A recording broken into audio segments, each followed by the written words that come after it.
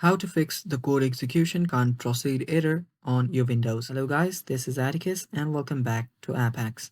In today's video, I'll teach you guys how you can fix the code execution cannot proceed because the DLL file was not found. So let's get into fixing it. First, open up your run. You can open the run by pressing your Windows and R key together. Now after you open it up, you will need to search for this right here. First, press your percentage key and then type in windir and again close it with the percentage key. Now let me show you that again. So this is what you'll need to type. Hit on OK and this will open up. After you're there, you'll need to find this file right here. It's called syswow64. Open this up.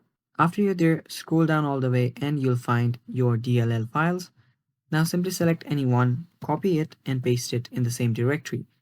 Tap on continue and it's done. Now on the copy of the DLL, just simply rename it and then rename it to this right here.